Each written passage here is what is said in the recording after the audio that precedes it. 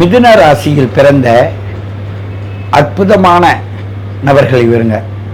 90 டிகிரியில் ஒருத்தவங்க பிறந்திருக்காங்கன்னா ரொம்ப அற்புதமான மனிதர்கள். இவர்கள் ஒவ்வொரு ராசிக்கும் ஒரு சில குணங்கள் இருக்குது. இது காற்று ராசி. இந்த காற்று ராசினால் இவங்க ஓடிக்கிட்டே இருப்பாங்க, ஏதாவது எழுதிக்கிட்டே இருப்பாங்க, இவங்க ஏதாவது ஒரு காரியங்களை செய்து கொண்டே இருப்பாங்க. அப்படிப்பட்ட நேரத்தில் இயற்கையாக உள்ள அந்த குரு பகவானா அங்கேயே உட்காந்து, சுக்கிர பகவானா அங்கேயே உட்கார்ந்து இருக்கிறதுனால இவர்களுடைய எண்ணங்கள் எப்படி இருக்குன்னா, ஒரு புதிய படைப்புக்கான முயற்சியில் இவங்க இருப்பாங்க. ஒரு புதுமையான விஷயங்களை தேர்வு செய்வாங்க. இவங்களுடைய வெளிநாடு வெளியூர்களுக்கு போவதற்கான முயற்சிகள் செய்வாங்க. அதற்கு பலிதம் கிடைக்கும். அரசு உதவியை தேடுவாங்க, அதனால் கிடைக்கும். ஒரு சிலருக்கு முதுகு தண்டுவடத்தில் பிரச்சனை வரும். அவங்க பிறப்பு ஜாதகத்தை பொறுத்தது. அது சனியோட சம்பந்தம் ஏற்படும் போது அந்த முதுகு தண்டுவடத்தில் பிரச்சனை வருவதற்கு சில பேருக்கு இந்த பைபாஸ் ஆப்ரேஷன் பண்ணுறேன் இப்படியெல்லாம் சொல்கிறாங்களா, அதெல்லாம் இப்போ வருவதற்கு வாய்ப்பு உள்ளது. ஏன்னு கேட்டால், இந்த இயற்கையின் 6ஆம் பாகத்தில் செவ்வாய் இருப்பதனாலும் அதனோட பார்வை அதில் இருக்கிறதுனாலும் பெருசாக வரும், ஆனால் சிறுசாக ஆகிடும். அந்த அளவுக்கு ஒரு இயற்கையோட உதவி இருக்குது. அது உங்கள் பிறப்பு ஜாதகத்தை பொறுப்பு தான். அதை முடிவான வழியில் நம்ம எடுத்து சொல்ல முடியும். ஆக மொத்தத்தில் நோய் சம்பந்தமான உடல் சம்பந்தமான பிரச்சனை என்பது இப்பொழுது நடந்து கொண்டிருக்கிறது என்பதை மட்டும் நாம் உணர்ந்தால் போதும். நம்மை பொறுத்தவரை வாழ்க்கையில் நம்ம படிப்படியாக முன்னேற வேண்டும்ன்ற நோக்கத்தில் படிச்சுக்கிட்டு வேலை செஞ்சுக்கிட்டு காலமெல்லாம் படிக்கக்கூடியவர்கள் இந்த மிதுன ராசி நேயர்கள் தான். அவர்களுக்கு இப்போது கொஞ்சம் தடை வரும். இந்த காதல் பிரச்சனை வரும். இந்த காதல் பிரச்சனையால் இவங்க மனோநிலை பாதிக்கப்படும். சில பேர் எப்பயோ காதலிச்சிருப்பாங்க, கல்யாணம் கூட பண்ணியிருப்பாங்க, ஆனால் அதை வெளிக்காட்ட மாட்டாங்க. மறைச்சி வச்சு வாழ்கிறவங்களும் இவங்க தான். அதை இன்றைக்கி ஓப்பன் பண்ணி விடுறதும் இந்த செவ்வாய் போய் தான் ஓப்பன் பண்ணி விட்டுரும். அதே நேரத்தில் வீட்டு வாசலில் இந்த கல்யாண சம்பந்தமான சண்டை சச்சரவுகள் நடக்க தான் செய்யும். அதுலேயும் நீங்கள் சமாளித்து தான் நீங்கள் வாழ்வீங்க. இதை எப்படி நெறிப்படுத்துவது, எப்படி நம்ம அதில் வெற்றி கொள்வது என்றால், அதற்கு நீங்கள் சீர் செய்ய வேண்டுமானால் உங்கள் பிறந்த date of birth, time of birth, place of birth கொடுத்து உங்கள் ஜாதகத்தை கணித்து அந்த ஜாதகம் இந்த இண்டிகேஷன் எதுக்காக கொடுத்ததுன்னு பார்த்து அது உண்மையானதா இல்லை பெருசாக போவதா சின்னதாக போவதுன்னா அதிலேருந்து எடுத்து அந்த மிதுன ராசி நேயர்களுக்கு எடுத்து சொன்னால் இதுவரையும் ஒத்துக்காதவர்குள்ள இப்போ ஒத்துக்குவாங்க. ஏன்னு கேட்டால் அனுபவ ரீதியாக அதை அனுபவிக்கிறாங்க, கஷ்டப்படுறாங்க, உணர்றாங்க, சொல்ல வழி தெரியாது தடுமாறுறாங்க. ஆகையினால் அன்பு என்பதும் பாசம் என்பதும் காதல் என்பதும் நம்ம எளிமை நினச்சிட்டு இருக்கோம். அது எப்படியோ சிக்கி இன்னைக்கு மனநிலை பாதிக்கப்பட்டவர்களாக தான் இருப்பீர்கள். ஆகையினால் உங்களுடைய மனதை மிக சிறப்பாக வைத்துக் கொள்வதற்கு, உங்களுடைய வாழ்க்கையின் நுட்பத்தை தெளிவாக தெரிந்து கொள்வதற்கு நீங்கள் என்ன செய்ய வேண்டுமென்றால், உங்களுடைய ஒவ்வொரு முயற்சியும் பயிற்சியும் உங்களுடைய நினைவுகள் எல்லாமே உங்களுடைய வாழ்க்கையின் ஒரு அடிப்படை தத்துவத்தை சார்ந்தது. நீண்ட நாளாக விரும்பிய ஒரு மனிதனை இப்பொழுது தனக்குள் அடக்கி ஆளுவதற்கும் தனக்குள் கொண்டு வருவதற்கும் இந்த காலமானது உங்களுக்கு ஏற்றதாக இருக்குது. ஆனால் அதை சரியான முறையில் வெற்றி கொள்வது தான் கஷ்டமாக இருக்குது. அதுக்கு பெற்றோர்களோ மற்றவர்களோ ஏற்றுக்கொள்ளாத முடியாத நிலைமையில் இருப்பதனால்தான் இவங்களுக்கு கஷ்டமாக இருக்கும். மறைச்சி வச்ச சில விஷயங்கள் நம்மளுடைய லட்சிய பாதையை விட்டு கொஞ்சம் இறங்கி வர வேண்டிய சூழ்நிலையில் இருக்குது. அப்படி இருந்தாலும் நீங்கள் உங்களுக்கு எது பிடித்தமோ அந்த தெய்வத்தை மையமாக வைத்து அதன் மூலமாக சில காரியங்களை வெற்றி கொள்ள வேண்டும்.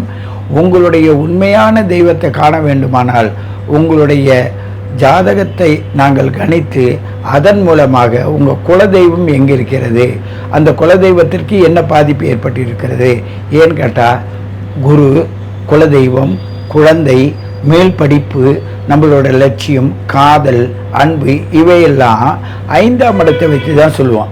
அந்த 5க்குடைய சுக்கிரன் தன்னுடைய இடத்துலையே மிதுன ராசியிலேயே இருப்பதாலும் அவனே 12க்குடையவனாகவும் இருப்பதனாலும் இவங்க என்ன பண்ணுவாங்கன்னா, நடக்குமா நடக்காதா, முடியுமா முடியாதா, எப்படி நடக்கும் எப்படி முடியும், இல்லை ஏற்கனவே முடிஞ்சிருந்தால் அதை எப்படி வெளியில் கொண்டு வரணும், இப்படிப்பட்ட மனோநிலையில் ரொம்ப பாதிப்பில் இருப்பாங்க. இதனால் பெற்றோர்கள் ஒத்துழைப்பு இருக்காது. அதனால் இவங்களுக்கு பாதிப்பு அதிகமாக இருக்கும்.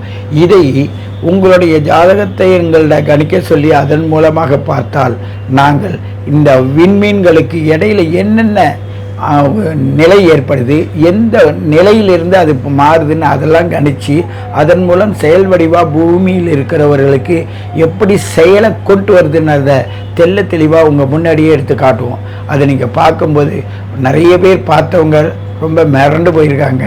ஏன்னு கேட்டால் அதோடு விடுவதில்லை, உங்களோட கணக்கை நாங்கள் எடுத்துட்டோம்னா உங்கள் உடம்புல எந்த இடத்துல மச்சம் இருக்குது, எந்த இடத்துல அந்த மச்சம் இருப்பது எப்படியெல்லாம் நமக்கு பயன் தரும், இல்லை இல்லாத இடத்துல எப்படி மச்சங்கள் விழும், எப்படி இருக்கும், அதனால் என்ன பலன், அந்த விளக்கத்தையும் சொல்லுவோம். இல்லை ஏற்கனவே உடம்புல அந்த இடத்துல தழும்பு இருக்கா, சூடுபட்டிருக்கா, காயமாக இருக்கா, இதையுமே நாங்கள் அந்த இடத்துல விளக்குவோம். நீங்கள் எங்கேயோ இருப்பீங்க, நாங்கள் இங்கேருந்து வாட்ஸ்அப் மூலமாக தான் நாங்கள் சொல்லுவோம். நேரடியாக பார்ப்பதற்கு காலங்கள் நேரங்கள் இப்பொழுது இல்லை. அதனால் அந்த வாட்ஸ்அப் மூலமாக சொல்லும்போது நீங்கள் எங்கேயோ உட்காந்துட்டு நாங்கள் சொல்கிறதெல்லாம் வெரிஃபிகேஷன் பண்ணுவீங்க. அப்போ தான் சாதாரணமாக date of birth, time of birth, place of birth கொடுத்ததின் விளைவு நமக்கு இப்படியெல்லாம் இருக்குன்னு நீங்கள் ஆச்சரியப்படுவதற்கு காரணமாக இருந்த சித்தர் பெருமக்கள், அந்த சித்தர் பெருமக்கள் வடிவமைச்சது தான் உங்களுக்கு அனுபவ ரீதியாக உங்கள் முன்னாடி கொண்டு வரோம். இது 5 தலைமுறையும் 50 ஆண்டு அனுபவமும் கொண்டது. எங்கள் முன்னோர்கள் எனக்கு வழி வழியாக காது வழி செவி வழியாக சொன்னதை நான் கணக்கு வழியாக எடுத்து அதை அவங்க கொடுத்த கணக்கையும் எடுத்து அதன் மூலமாக அனுபவித்தது தான் உங்களுக்கு சொல்கிறேன். ஆகையினால் உங்களை பற்றி தெளிவாக உங்கள் வரலாறு தேவை என்றால் உங்கள் date of birth, time of birth, place of birth கொடுத்து நீங்கள் கேட்டு பாருங்கள். உங்களுக்கு என்னென்ன விசித்திரங்கள் நடக்குதுன்னு இப்போ உள்ள மாணவ மாணவிகள்லாம், இப்போ படித்து வந்தவங்களுக்கெல்லாம் அன்பு பாசம் எல்லாமே தெரியல, தாத்தா பாட்டி என்பது தெரியல. அப்படியே தெரிஞ்சாலும் அவங்களோட உண்மையான சொரூபம் என்ன, வானமண்டலத்தில் இருக்கிற அந்த கிரகங்களை தான் நாங்கள் உறவுகளாக இங்கே வச்சுருக்காங்க. அந்த உறவுக்குள்ளே தான் நம்ம எப்படி வாழுறோன்னு தெரிஞ்சு வாழுறோம், சிலதை தெரியாத வாழுறோம். தெரியாத வாழ்வதை தெரிந்து கொள்வதற்கு தான் இந்த ஜோதிட நேரமானது உங்களுக்கு பயன்படுவதற்கு இந்த காணொளி மூலமாக உங்கள் முன் வருவதை கண்டு ரசிக்கும் உங்களை மீண்டும் சந்திக்கிறேன். உங்கள் சித்தயோகி பேரம்பலவாணன். மிதுனராசி என்பவர்களுக்கு இந்த 2025ஆம் ஆண்டு செப்டம்பர் மாத கிரகங்களை ஆராயும் போது உங்களுடைய ராசிநாதன் சொல்லக்கூடிய கிரகமானது ராசிக்கு 3ஆம் இடத்துல சூரியனோட வீட்டில் சூரியன், புதன், கேது 3 கிரகத்தோடு இணைவு பெற்று உட்கார்ந்துருக்கார். செப்டம்பர் மாதம் 15ஆம் தேதி காலகட்டம் வரலும் இந்த இணைவுகள் இருக்கிறத பார்க்க முடியுதுங்க. அப்போ முதல் 15 நாட்களானது புதன் பகவான் அப்படின்றது பார்த்தீங்கன்னாக்கா சூரியன் புதன் சேர்றது நிமிட யோகம்னு சொல்லுவாங்க. ஆனால் இந்த மாத காலகட்டத்தில் கேதுவோட தொடர்பு பெறுறது மிகப்பெரிய லெவலில் அதிர்ஷ்டத்துக்கான அமைப்புகள்னு சொல்ல முடியாது, கொஞ்சம் கவனமாக செயல்படக்கூடிய ஒரு காலகட்டங்கள் அப்படின்றதுங்க. ஏன் என்ன காரணத்தினால சொல்ல விரும்புகிறேன் அப்படின்னாக்கா, இந்த மாத காலகட்டத்தில் கிரகண தோஷம் ஏற்படக்கூடிய ஒரு மாதமாக இந்த மாதம் உதயமாகுது. வருகின்ற செப்டம்பர் மாதம் 7ஆம் தேதி அன்று ராகு கிரகஸ்த சந்திர கிரகணமானது உதயமாக போகுதுங்க. அப்போ வருகின்ற செப்டம்பர் மாதம் 7ஆம் தேதி அன்று சந்திர கிரகணம் உதயமாகிறது. உங்களுடைய ராசியில் இருக்கக்கூடிய ஒரு நட்சத்திரமான விசாக நட்சத்திரத்துக்கும் தோஷம் உள்ளது. அதே போல் பார்த்தீங்கன்னாக்கா விசாக நட்சத்திரம், புனர்பூஷ நட்சத்திரம், பூரட்டாதி, சதயம் இந்த நட்சத்திரங்களுக்கு கொஞ்சம் தோஷங்கள் இருக்கக்கூடிய நட்சத்திரங்களாக இருக்குது. அப்போ உங்களோட ராசிக்கும் இந்த கிரகண தோஷத்தினால ஒரு சில பாதிப்புகளும், ஏன்னா தன் ராசிநாதன் கேதுவுடன் தொடர்புறது விசேஷமான அமைப்புகள் கிடையாது. அப்போ இந்த மாத காலகட்டத்தில் நீங்கள் ஒரு புதிய முயற்சி எடுக்கிறதோ, புதிய தொழில் தொடங்குறதோ, உத்தியோகம் பார்ப்பதோ, ஜாமீன் கையெழுத்து போடுவதோ, கொடுக்கல் வாங்கல் விஷயமோ வருகின்ற செப்டம்பர் மாதம் 15ஆம் தேதி வரலும் செய்யாமல் இருக்கிறது விசேஷத்தை கொடுக்கும். புதிய முயற்சிகளை எடுக்காமல் இருக்கிறது விசேஷத்தை கொடுக்கும். ஆனால் செப்டம்பர் மாதம் 15ஆம் தேதி மட்டும் முடியட்டும் பாருங்கள். அதுக்கு பின்னர் வரக்கூடிய காலகட்டங்களானது ராசிக்கு 4ஆம் இடமான சுகஸ்தானத்தில் உங்களுக்கு சுகஸ்தானத்தில் ஆட்சி பலமும் உச்சபலமும் பெறக்கூடிய ஒரு காலகட்டமாக இந்த மாதம் உதயமாக போகுதுங்க. அப்போ தன் ராசிநாதன் ஆட்சி பலமும் உச்சபலமும் பெறக்கூடிய காலகட்டத்தில் நீங்கள் எது செய்தாலும் தொட்டதெல்லாம் தொடங்கக்கூடிய காலகட்டங்கள், நினைச்சதெல்லாம் சாதனை பண்ணக்கூடிய காலகட்டங்கள், குடும்பத்தில் ஒரு சுப நிகழ்வுகள் செய்கிறது, சுபகாரியங்கள் செய்கிறது, அழியா சொத்துக்கள் வாங்குவது, வீடு முனைவாசல் வாங்குவது, வீடு முனைவாசல் கட்டுவது, குடிபெயர்றது, குலதெய்வத்துக்கு செய்ய வேண்டிய சடங்குகள் செய்கிறது, இதை மாதிரியான சுப நிகழ்வுகளை ஏற்படுத்தக்கூடிய ஒரு மாத காலகட்டங்களாக இந்த மாதம் உதயமாக போகுது செப்டம்பர் மாதம் 15ஆம் தேதிக்கு பின்னர். அப்போ செப்டம்பர் மாதம் 15ஆம் தேதிக்கு பிறகு நீங்கள் எந்த காரியமும் உங்களுக்கு சாதகமான அமைப்புகளை கொடுக்கும். முக்கியமாக பார்த்தீங்கன்னாக்கா இந்த தொழில் சார்ந்த அமைப்பில் இருக்கக்கூடிய நபர்கள், வாணிபம் செய்யக்கூடிய நபர்கள், இறக்குமதி ஏற்றுமதி பிஸ்னஸ் செய்யக்கூடிய நபர்களுக்கு மிகப்பெரிய லெவலில் ஒரு ஜாக்பாட் பார்த்தீங்கன்னா பிற்பகுதியில் அதை அடிக்கிறதுக்கான வாய்ப்புகள் உண்டு. திடீர் அதிர்ஷ்டங்களும் திடீர் பணவரவுகளும் ஏற்படக்கூடிய காலகட்டமாக உருவாகும் தொழில் சார்ந்த விஷயங்களில். அதே போல் அரசு உத்தியோகத்தில் இருக்கக்கூடிய நபர்களுக்கு பார்த்தீங்கன்னாக்கா அரசாங்கத்தினால ஒரு சில பாதிப்புகள் முதல் 15 நாட்கள் ஏற்பட போகுது. உயர் அதிகாரிகளின் பொறுப்புகள் உங்களுக்கு மிகப்பெரிய பாதிப்புகளை கொடுக்கும். ஆனால் செப்டம்பர் மாதம் 15ஆம் தேதிக்கு பிறகு உங்களை பாராட்டி கௌரவித்து உங்களுக்கு பதவி உயர்வுகள் கிடைக்கக்கூடிய காலகட்டமும் இந்த நேரம் உதயமாகுதுங்க. அப்போ குறிப்பாக சொல்ல போனால் இந்த மாத காலங்களில் அதிர்ஷ்டமும் இருக்குது. அதுக்கு தகுந்த முன்பகுதியில் அந்த அதிர்ஷ்டத்தை அனுபவிக்கணுன்னாக்கா கொஞ்சம் கஷ்டமும் படணும்னு சொல்லுவாங்க இல்லைங்களா? அந்த கஷ்டத்தை முன்பகுதியில் முதல் 15 நாட்கள் நீங்கள் அனுபவிப்பீங்க. பிற்பகுதியில் அதை நினச்சி சந்தோஷப்படுவீங்க. எனக்கு இதை மாதிரியான ஒரு நிகழ்வுகள் ஏற்படுமான்னு நினச்சி பார்க்கலன்ற மாதிரி எல்லா விதத்திலையும் சந்தோஷத்தை அனுபவிக்கக்கூடிய காலகட்டங்களாக இந்த மாதம் இறுதியில் உங்களுக்கு உதயமாக போகுது அப்படின்றத தெளிவுபடுத்த விரும்புகிறேங்க. அதனால் இந்த மாத காலகட்டத்தில் கிரகண தோஷங்கள் ஏற்படுறதுனால மட்டும்தான் உங்களுக்கு ஒரு சில பாதிப்புகளாக முதல் 15 நாட்கள் ஏற்பட போகுதுங்க. அதுக்கு பின்னர் வரக்கூடிய காலகட்டங்களில் எதுவும் தோஷங்கள் கிடையாது. அதில் முக்கியமாக இந்த மிதனராசி அன்பர்களுக்கு விசாக நட்சத்திர புனர்பூச நட்சத்திரத்தில் இருக்கக்கூடிய மிதனராசி அன்பர்கள் கண்டிப்பாக செப்டம்பர் மாதம் 7ஆம் தேதி அன்று சந்திர கிரகணமானது உதயமாகுதுங்க. அது எப்போ உதயமாகுதுனாக்கா இரவு மணி 9:56 மிட் நைட் 1:26 காலகட்டம் வரலும் சந்திர கிரகணம் உதயமாகுது. ராகு கிரகஸ்த சந்திர கிரகணமாக இந்த வருடம் உதயமாகுதுங்க. அந்த செப்டம்பர் 7ஆம் தேதி அன்று கம்பல்சரி இந்த மிதனராசி அன்பர்கள் வீட்டை விட்டு கொஞ்சம் வெளியே வராமல் இருக்கிறது மிகப்பெரிய விசேஷத்தை கொடுக்கும். அதிகமாக இந்த நேர காலகட்டத்தில் தெய்வ வழிபாடுகளை மேற்கொள்ளுங்க. அதாவது ஏதாவது உங்களுக்கு பிடித்த கிரகத்தின் காயத்ரி மந்திரத்தில் உச்சாடனம் பண்ணுறது ஓரளவுக்கு விசேஷத்தை கொடுக்கும். பிரச்சனைகளை குறைக்கிறதுக்கான வாய்ப்பு உருவாகும். அந்த நேர காலங்களில் வீட்டை விட்டு வெளியே வராமல் இருக்கிறது விசேஷம். கர்ப்பிணி பெண்கள் ரொம்ப ரொம்ப எச்சரிக்கையாக இருங்க. கம்பல்சரி நீங்கள் வீட்டை விட்டு வெளியே வராதிங்க. உணவுப் பொருட்களையும் முன்னாடியே 6 மணிக்கு முன்னாடியே உணவுப் பொருட்களை எடுத்துகிட்டு தண்ணீர் மட்டும் அழுத்தி கொள்வது ஓரளவுக்கு விசேஷத்தை கொடுக்கும். மிதுன ராசி நேயர்களே, இந்த செப்டம்பர் மாதம் எவ்வாறு இருக்க போகுது அதை பற்றி தான் இந்த காணொலியில் பார்த்துட்டு இருக்கிறோம். மிதுன ராசியில் பிறந்தவங்களுக்கு அதிபதி புதன் பகவான். அதாவது கல்விக்காரகன், புத்திக்காரகன், அறிவுக்காரகன், ஞானக்காரகன் சொல்றவர் தான் உங்க ராசிக்கு அதிபதி.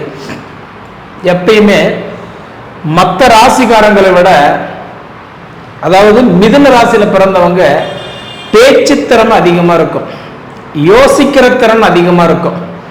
அடுத்த கட்டத்துக்கு போறதுக்கு என்ன ஆப்ஷன் அதில் சிந்திச்சு செயல்படுறதுக்கு உண்டான வேகம் அதிகமா இருக்கும். அவங்க தான் மிதுன ராசிக்காரங்க. அப்படியேப்பட்ட மிதுன ராசிக்காரர்களுக்கு இந்த உடைய செப்டம்பர் மாதம் எவ்வாறு இருக்க போகுது?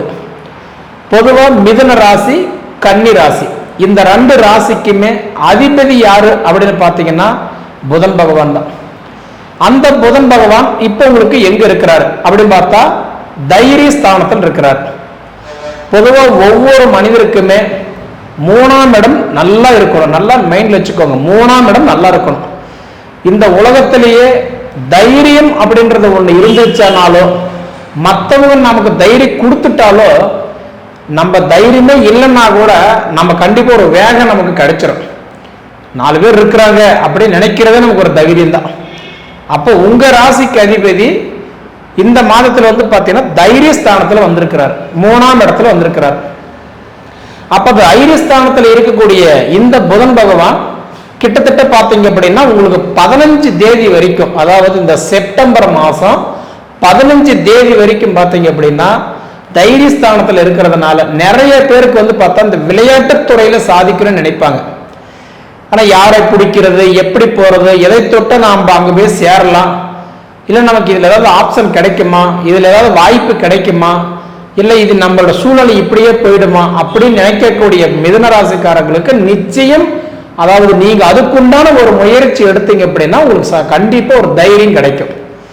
அப்போ உங்க ராசிக்கு அதிபதி தைரியஸ்தானத்தில் இருக்கிறதுனால கண்டிப்பா இந்த விளையாட்டுத்துறை மட்டும் இல்லை, கலைத்துறையில் இருக்கிறவங்களுக்கு கூட சாதிக்கிற வாய்ப்பு கொடுத்துருவார். நான் கலைத்துறைக்கு பல வருஷம் ஆயிடுச்சுங்க, ஆனா ஒண்ணுமே இல்லை, ஏதோ கிணத்துல போட்ட கல்லு மாதிரி நான் கிடக்கிறேன். எனக்கு ஒரு பட்டம் இல்லை, பதவி இல்லை, கைத்தட்டில் இல்லை, பாராட்டுகள் இல்லை, எனக்கு ஒரு ப்ரமோஷன் இல்லை, மொத்தத்தில் எனக்கு எந்த வாய்ப்பும் இல்லாம நான் சுத்திக்கிட்டு இருக்கிறேன் அப்படின்னு சொல்லக்கூடிய மிதுன ராசிக்காரர்களுக்கு நிச்சயமா 15 தேதி வரைக்குமே உங்களோட ராசிக்கு அதிபதி தைரியஸ்தானத்தில் இருக்கிறதுனால, அது குறிப்பா கல்வி ஸ்தானத்துக்கு அதிபதி தைரியஸ்தானத்தில் இருக்கிறதுனால, இந்த படிச்சுட்டு வேலை இல்லாம வேலை தேடிட்டு இருக்கக்கூடிய மிதுன ராசிக்காரங்களுக்கு முயற்சி எடுக்கிறங்க, அந்த முயற்சி எல்லாமே வேஸ்ட் ஆகுது. நிறைய நான் இன்டர்வியூ அட்டன் பண்ணிட்டேன், நிறைய பேர் நான் பார்த்துட்டேன், நிறைய பேர்கிட்ட ஹெல்ப் கேட்டுட்டேன். தொழிலுக்கு, அதாவது நான் படிச்ச படிப்புக்கு உண்டான வேலை இல்லாம கிடைச்ச வேலையை நான் ஆசைப்பட்டு செய்துட்டு இருக்கிறேனுங்க அப்படின்னு பார்த்தா, உங்க சுய ஜாதகத்துல 10ஆம் இடம் எப்படி இருக்குதுன்னு மட்டும் பாருங்க. 10ஆம் இடம் நல்லா இருந்துருச்சு அப்படின்னா கண்டிப்பா சொல்றேன், உங்களுக்கு இந்த 15 தேதிக்குள்ளாரியே இந்த புதன் பகவான் உங்களுக்கு ஓரளவுக்கு சப்போர்ட் பண்றதுக்கு ஆரம்பிப்பார். சரிங்களா? ஏன்னா நம்ம ஜாதகம் கெட்டு போய் பொது பலன்ல நம்ம நல்லதை எதிர்பார்த்தோம்னா கண்டிப்பா சொல்றேன் கிடைக்காது. வீட்டுக்குள்ளார மரியாதை இல்லைன்னு வச்சுக்கோங்களேன், வெளியில கடல் கடந்து போனாலும் சரி, எங்க போனாலும் உங்களுக்கு மரியாதை இருக்காது. அது போலன்றது உங்க ஜாதகம் நல்லா இருக்கதா, அது மட்டும் முதல்ல நீங்க முயற்சி எடுங்க, பாருங்க. சரிங்களா? இது போக பாத்தீங்கன்னா உங்களுக்கு தைரியஸ்தானத்துக்கு அதிபதியே தைரியஸ்தானத்திலேயே உட்கார்ந்து இருக்கிறது, அது ஒரு மிகப்பெரிய பலம். உங்க ராசிக்கு அதிபதி புதன் தைரியஸ்தானத்தில் இருக்கிறாருன்னு சொல்லியிருந்தேன். 3வது ராசி யாருன்னா உங்களுக்கு எப்பயுமே சிம்ம ராசி தான். அப்ப சிம்ம ராசிக்கு அதிபதி யாருன்னா சூரியன். அப்ப 3வது ராசி தைரியஸ்தானத்துக்கு அதிபதி தைரியஸ்தானத்தில் உட்கார்ந்துருக்கிறாரு. 16 தேதிக்குள்ளார பாத்தீங்கன்னா சூரிய பகவான் தன் சொந்த வீட்டில் உட்கார்ந்துருப்பாரு.